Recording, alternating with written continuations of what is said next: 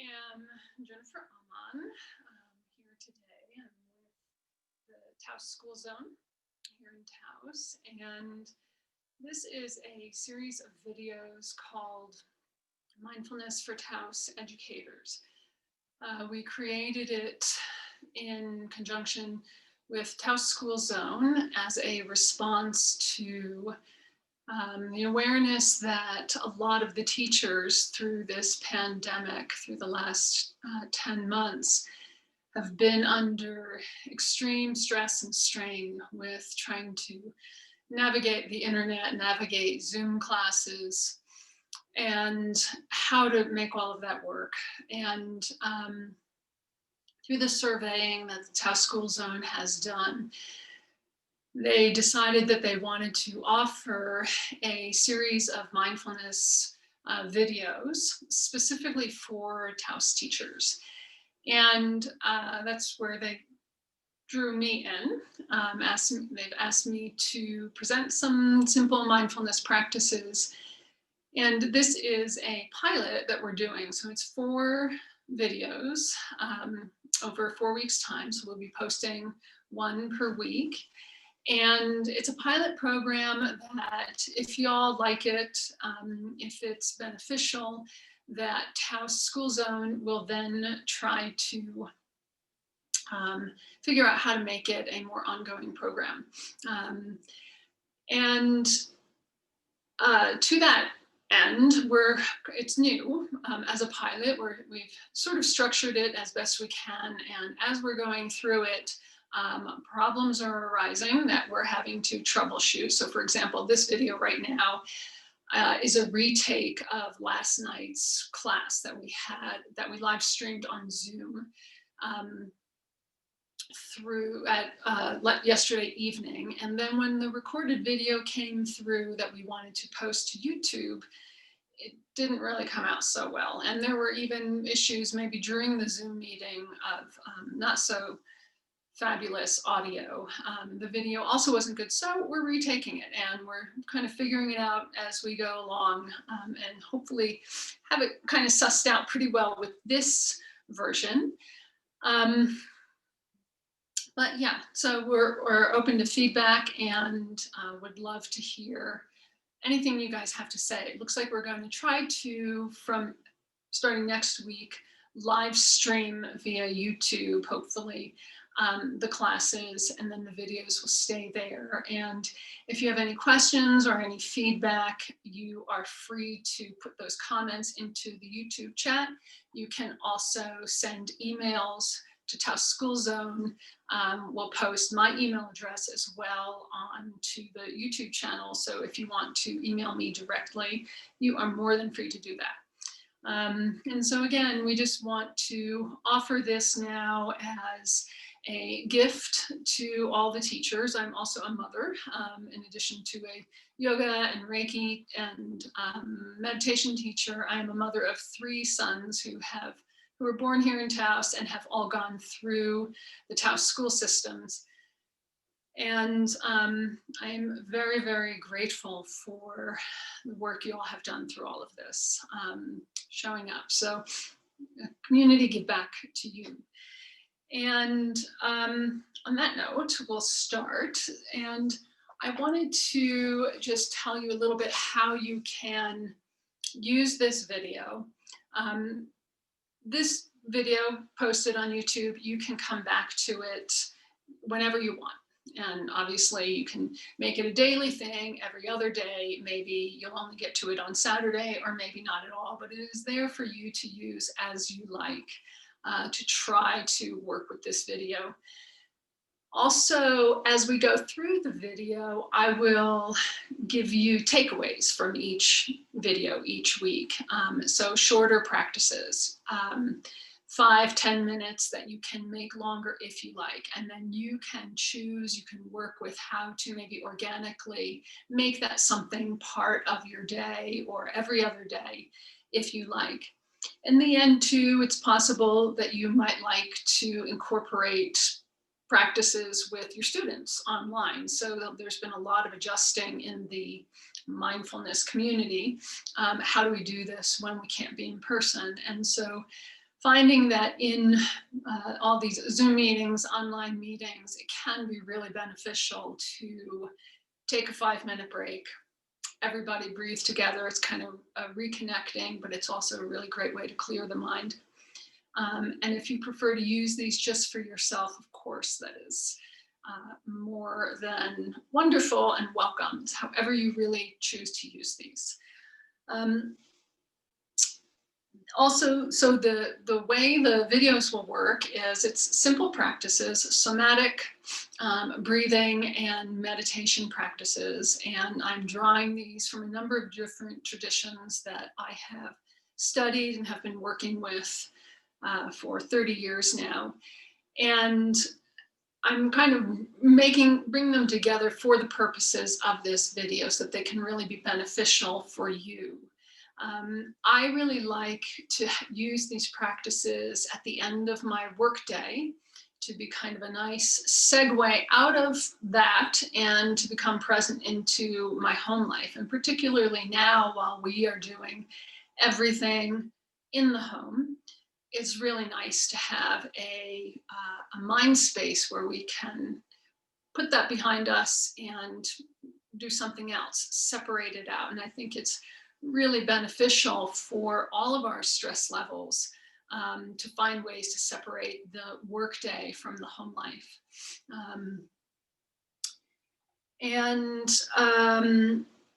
So we'll also be building on those practices. So it's simple practices, 30-minute practice altogether.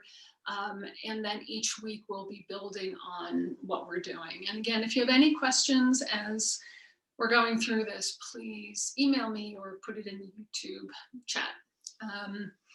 That will also help us, really understand how to improve it. I have my structure, my plan for the 4 weeks, but depending on what comes up through feedback, I might alter that as well in order to make it, really beneficial for all of you. So on that note, one of the first things we really want to do when we are incorporating any kind of a mindful practice into regular daily life is set our intentional space, create a space that is just for those moments that we're doing that. And it does not have to be complicated. It does not have to be a separate studio. It can be a very small little space. I carve out a corner of my living room where I just kind of move some things out of the way and I call it good. It's nice if you do have a door so that you, or at least have everybody else in the house leave the house, go for a walk or something like that, so that you won't be interrupted by the presence of others. Sometimes animals come wandering into your intentional space, and that's usually a pretty gentle presence. So that's not too bad. But we also really want to make sure that the cell phone is off, and best if the cell phone is out of the room altogether, because even the light of a text message when your ringer is off can be a distraction. And so to really make the most of the time, whether it's 10 minutes or 30 minutes, really allowing yourself to simply drop into being with you and not having to interface with anything else. You might also like to have a cup of tea. I generally prefer to have a cup of tea, even if I don't get to drink half of it. Blankets are nice. We'll be doing a few things lying down where it'll be nice to have some blankets, padding for the knees or the lower back. Pillows, so we'll be doing some things sitting, and I like my preferred meditation cushion. You can have a whole bunch of meditation cushions. You can also use a chair. So for some people, sitting on the floor is totally uncomfortable and it's not going to be better anytime soon. So use a chair. The main thing with sitting is that our knees are below our hips. So if you're sitting on the floor and your knees are up like this, what happens is that the hip flexors are constantly engaged and they get tired. And so they kind of communicate with the muscles around the hips and the back so that more and more of the muscles engage, and then they start pulling your spine way out of alignment, and then you're just fighting your body instead of being able to drop into the practice, whatever you're doing. So we like to have the knees below the hips so that the hip flexors can release. And then that allows the muscles in the back and the hips to let go a little bit. Maybe we can start to consider dropping the shoulders down the back, and then maybe even the jaw, and staying that way for a few moments. You might also like to have a glass of water with you. Some people like to have aromatherapy with a nice lavender scent coming out in the room. Eye pillows are nice too. So whatever works for you. Then with that, we'll start. So you can just take a minute or so to get yourself situated, whether that's with a yoga mat on the floor or some cushions. Just giving yourself a minute to get comfortable. We actually will start on the floor, not sitting. So in the space that you've defined for yourself. And the first thing we're going to do is child's pose.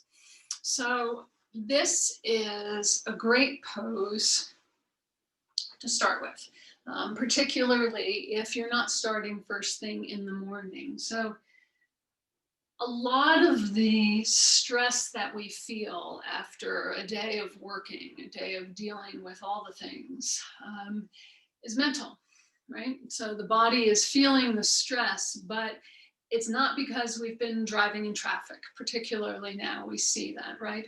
We're not driving in traffic, so it's not stressful traffic situations. It's not hectic meetings out in public somewhere. It's not navigating the grocery store. It's very mental because we're sitting and we're looking at our screens. And so the churnings of all the stuff that we process during a day can create a tremendous amount of just kind of stressful, agitated energy all through the body. And because the mind and the body really are incredibly connected, that's how we feel it. Yeah, so it translates as feeling. So one of the ways to really deal with stress, a really tangible way, is to get into the body embodiment. The body can take it. The body can take the energy and actually kind of translate it. So the body can take a negative, intense, stressful energy. It can even take things like anger or grief, and it can actually channel, just kind of neutrally take the energy of the negative emotion or mental state, and it can turn it into just pure energy, which actually becomes beneficial. So it's more the mind's interaction that makes things negative or positive. And that's, of course, sometimes the body has injury or sickness, and that's another thing. But even then, coming into the body mindfully can help with some of that. So what we do first is child's pose. And at the end of the day, it's a really grounding way to shed some excess stressful mental energy, and also open up the lungs a little bit. And ultimately, it's rejuvenating. So the way that looks is we're on our knees. And if you want to put blankets underneath your knees for some padding, that's excellent. You can also, if your knees don't fold rather completely, you can put a pillow behind your knees and then sit back like that. And then we're going to bring the forehead to the floor and the arms up over the head. Sometimes, we have issues with our shoulders or our neck, in which case you put your arms down by your sides. But if you can allow your arms to be up overhead, that's ideal. It just gives a little more space for the lungs to open up on the back side of the body. And so for just a few moments, we allow the sit bones to drop back in the direction of the heels. And we allow the forehead to drop into the floor. So we're just kind of giving this ball of our body over to gravity, just letting it sink down. So one of the most tangible ways to move stressful energy, to move anxiety, even grief, is to become very connected with the earth. And we allow ourselves in child's pose to simply let it drop. I mean, it's called child's pose. It's like a child who is, when they're that little, they're that trusting. They just give back to the earth, just let it all back to the earth. And as you are in child's pose, allowing your forehead to drop and allowing your sit bones to reach back, you can notice that the back side of your body is becoming fuller. And into that fullness of the back side of the body, releasing the spine to just round if that's what it does. You can notice that your breath becomes deeper. So again, we're giving space through the back side of the body to the lungs. And we're just noticing where the things are, where the feelings in the body are, where the energy kind of pools up and creates sensations of either cold or heat or tightness or tingling or any number of different kinds of sensations it creates.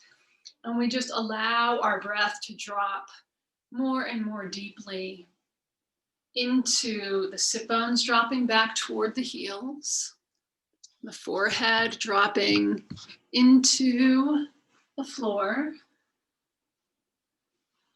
and just giving ourselves several rounds of breath.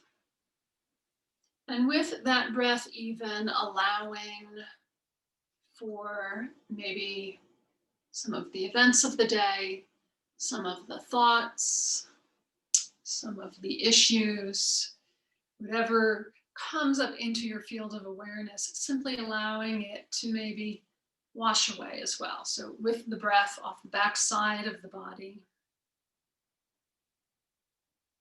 you could even think about it as if you were at a gentle waterfall and you just kind of took this pose and just let the water gently come onto your back. And with the breath, just letting the things go. And like the breath, like water, just takes stuff away down into the earth. And again, the earth is like an alchemist. So it can take negative energy, like compost. Takes what's rotting and turns it into nourishment. So we don't even have to worry about where this stuff is going.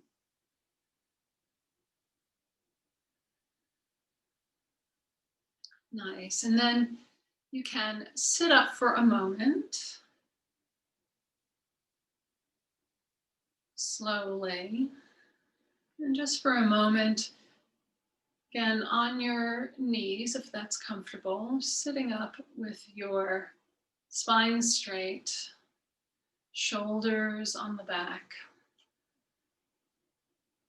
And just noticing being here like this without much ado.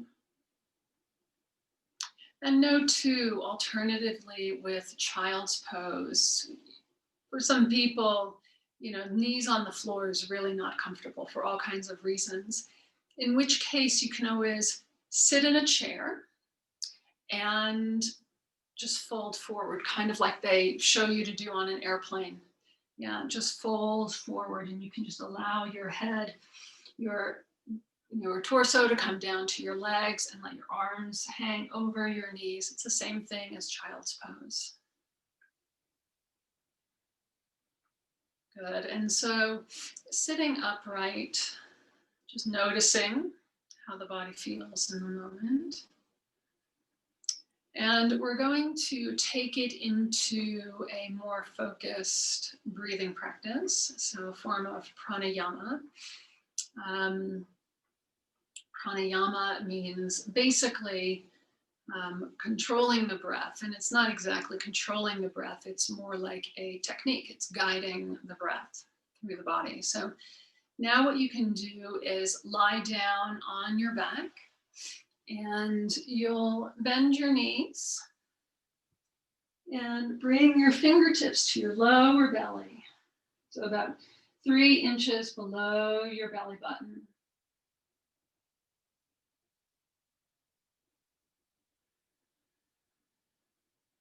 And first, just dropping into your regular breath. So taking stock of how things are just with your regular breath.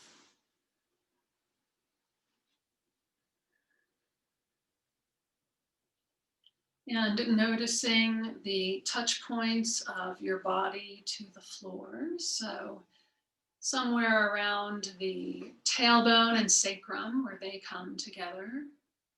You'll feel connected to the floor, or maybe more to the sides of your hip basin. And then generally you'll feel your shoulders back, the shoulder blades, at some place on the shoulder blades, maybe the tips, the inside the wings, or more the flat part of your shoulder blades, just going back to the floor, contacting the floor, just touching. And then also the back of your head. And so you just notice these points. And then we're going to drop the chin down and in. So the lips are together. We're breathing through the nose, down the back of the throat. The chin comes down and in just so that your face is parallel, neutral with the ceiling or with the sky. So we don't want the chin sticking up. We don't want it in too far. We just want the face parallel, and that allows the back of the throat to open up.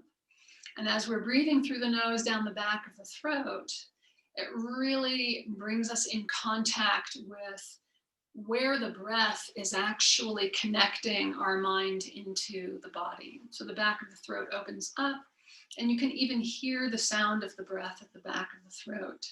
And you can actually even start to maybe notice the gentle vibratory quality of your breathing at the back of your throat. And so we're just paying attention and just noticing, just observing these things.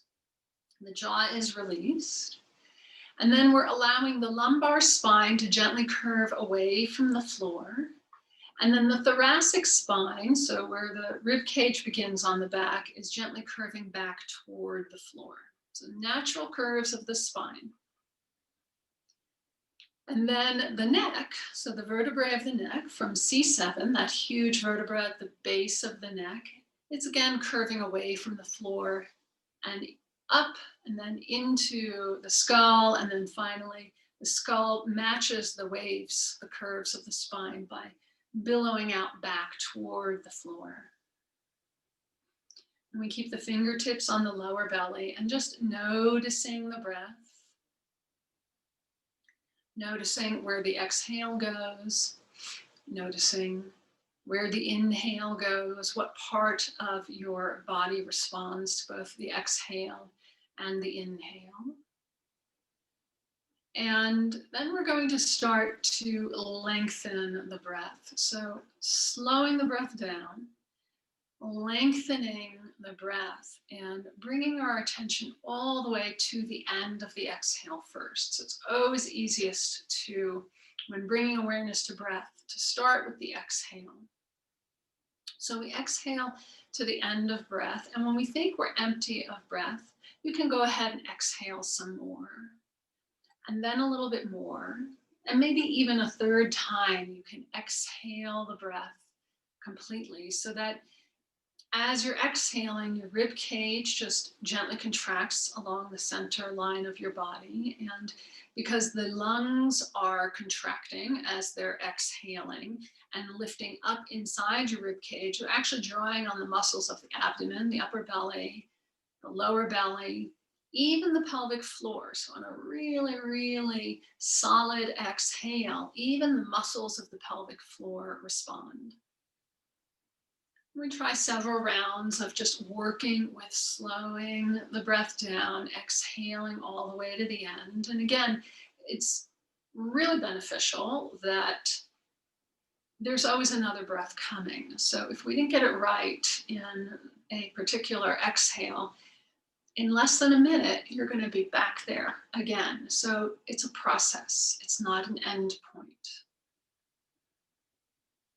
And so we're just watching, and truly watching, observing is what makes it happen. So we exhale completely, and at the very end of the next exhale, you can drop your attention to the pelvic floor. So maybe noticing the muscles of the pelvic floor toning, and if not, imagining it. So the imagination is very useful here, and the mind responds to it. So using the imagination to recognize the muscles of the pelvic floor, maybe drawing in toward the body just a little bit at the very end of the exhale. And then at that base, it's as though the exhale ends and it rolls over into its opposite, and the inhale is initiated from the center of the pelvic floor and draws back up along the front of the spine, back behind the fingertips, allowing the rib cage to expand in every direction. So the ribs expand out to the sides, the kidneys puff back toward the floor. Even the chest lifts up toward the ceiling. The inhale comes up between the shoulder blades, all the way up to the base of the throat. And we allow the inhale to rise all the way up, and then at the top of it, we just let it go, and then it automatically descends right back down along the center line of the body, all the way down to the pelvic floor. And then again, from the depth of the exhale, the inhale lifts back up along the front of the spine, right back up into the center of the heart. And so we are just watching the breath go to its end on the exhale, go to its height on the inhale. And we're listening to the sound of the breath as we're watching.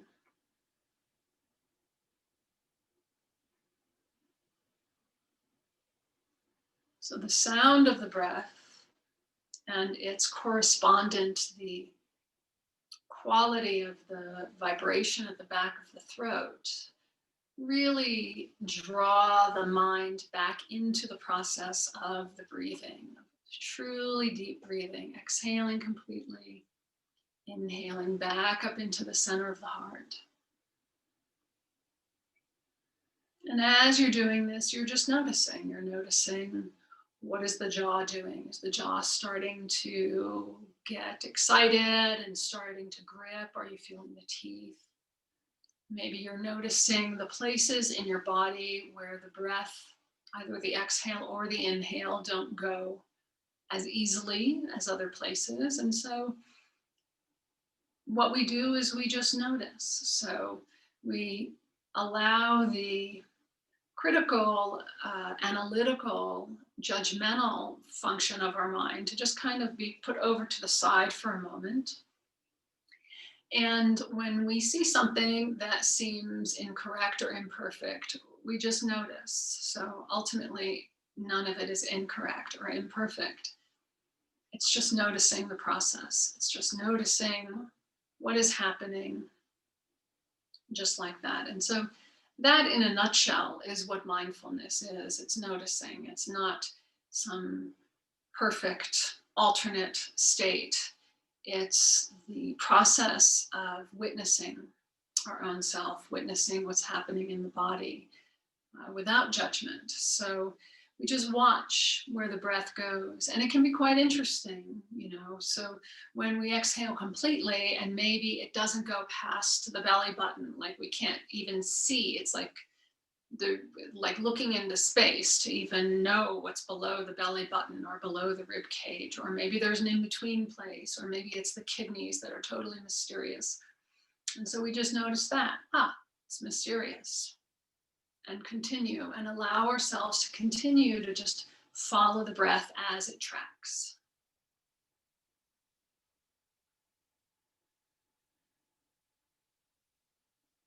And then just for a few more minutes, noticing your breathing.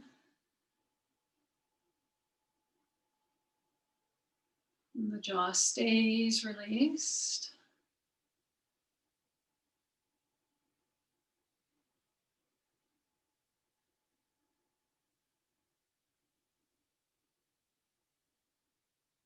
Just noticing what comes up in the moment.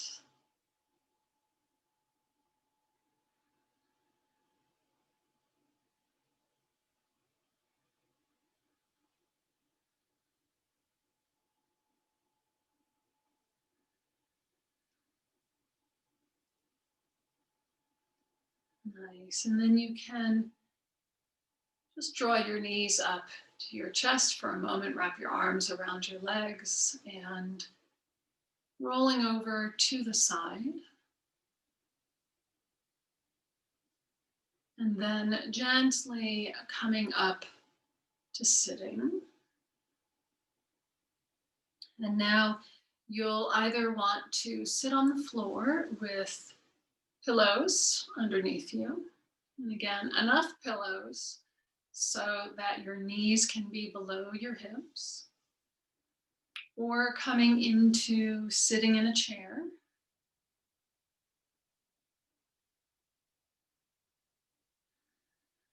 And we're going to just come into trying to work the shoulders onto the back. The chin drops down and in a little bit. Trying to let go of the sit bones. So we release the sit bones away from the hips, like they're dropping into the earth. And what we mean by the sit bones are actually the bottom points of the hip basin, which you can feel when your knees are dropped below your hips. And we're just going to allow the shoulders to be on the back. You can close your eyes. And we're going to go through a short guided meditation. So this is called taking the three precious pills. And this is a Bun tradition. The Bun tradition comes from Tibet and it predates Buddhism. So it's it's very closely connected to Buddhism, but it is the foundation, the cultural foundation in Tibet that Buddhism evolved from. And 3 pills because it's considered mind medicine. So those 3 pills are stillness, silence, and spaciousness. And so the first thing we do is close the eyes and just notice the stillness of the body. Right here, right now, for this moment, the body is still.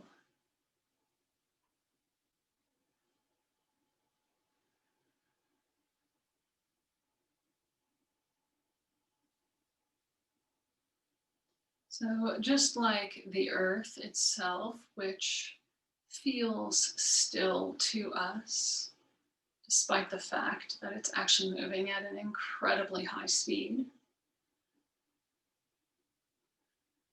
but it feels still.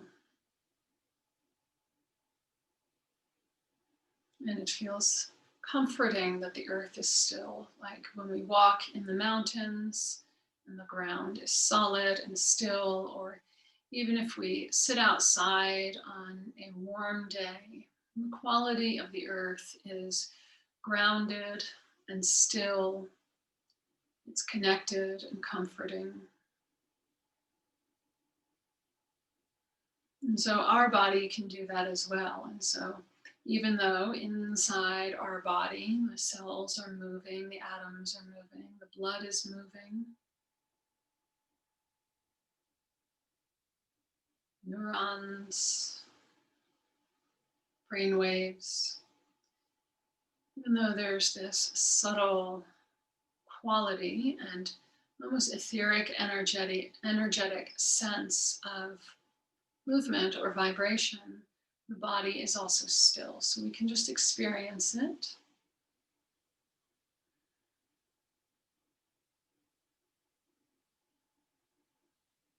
And so we can drop things away again.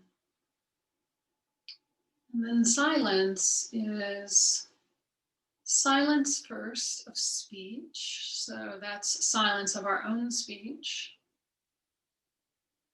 but also silence of the internal talking, the mind, how it tracks itself, the stories it's telling us, how we're assessing situations. You can just, in the moment, close your mouth and then pay attention to the mind talking internally, and even allow that to be quiet just for a moment. And then we listen through the ear externally to the actual silence all around us.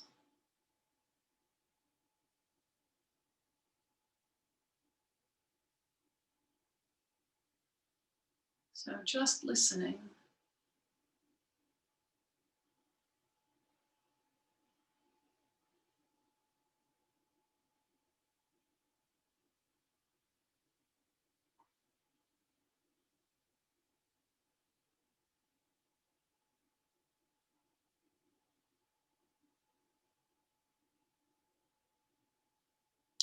And then spaciousness, the third precious petal, is referring to spaciousness of mind, but the way we connect with that is through spaciousness of the heart. So the awareness that the heart is as big as the sky, as open and unlimited as the sky.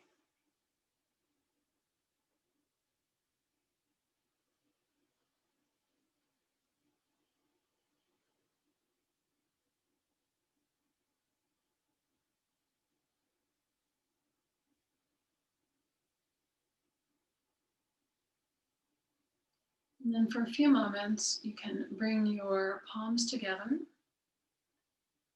And this is called Gasho, which is a form of Reiki meditation and means two hands coming together. And so we just bring our attention to our fingertips where they're touching. You can keep the eyes closed.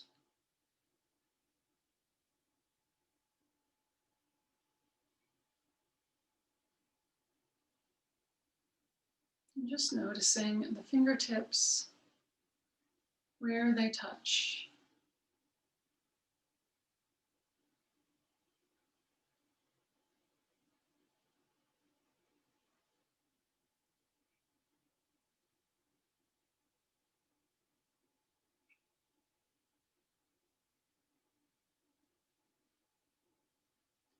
If your attention veers off to something else, you can just gently guide it back to the fingertips.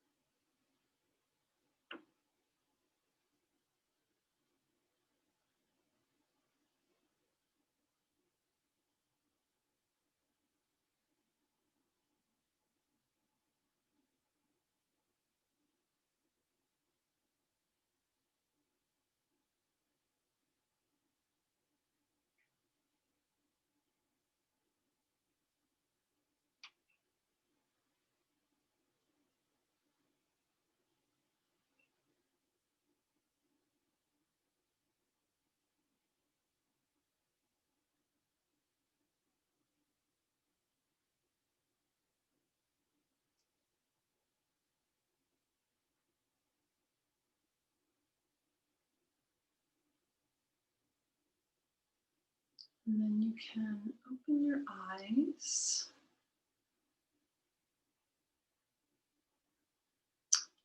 and your hands down to your knees if you like. And so takeaways from this today, this first session, are you can practice any one of these things. You can lie down on the floor with your knees bent and work on the breathing, just simply the breathing practice along the central channel of the body, pelvic floor, up through the center of the heart. You can do child's pose, 5 minutes, 10 minutes, just at the end of the day. You can practice just dropping into the 3 precious pills. You can do it at any time. It's recommended when you first start doing this. You can even do it, try to do it in your interactions out in the world. So driving, you can go just like that, driving down the road on your way to the store or home or wherever it is. Just simply, my body's still, listening to the silence. Heart is as big as the sky. You can also practice this last one, gasho, of just bringing the fingertips together, just 5 minutes. And you can do that for 5 minutes. You can do for 10 minutes. You can do more than one of these. You really have, it's kind of a smorgasbord. You can choose what you want. You can try to do it once a day. You can try to do it every other day, or maybe just try it once. Really, the idea behind working mindfulness practices into a daily routine, particularly a very busy daily and demanding routine, is that it happens organically. It's got to fit in organically. I tell my students all the time, if I had adhered to a first thing in the morning yoga practice every day while I was having children and running a household and working a job, I would have quit practicing yoga 25 years ago, probably with my first child. So we have to be creative and forgiving and find ways to let it come in. So if it's 5 minutes here or there, great. And when it doesn't happen, that's part of it as well. And so letting it not be the right thing when it's not. Getting uptight about making practice happen doesn't help. So thank you all very much. And again, any feedback, any questions, you can let either myself or Taos School Zone know. And I want to, again, thank all of you for what you do, and thanking Taos School Zone, also TCA for lending us some equipment, and Alice Morion, who has been working the production for these videos, my son Julian, who's been doing that, and Ryan Beckwith and Wendy Shuey, who have donated space to work on these videos as well. So thank you all very much, and have a lovely evening.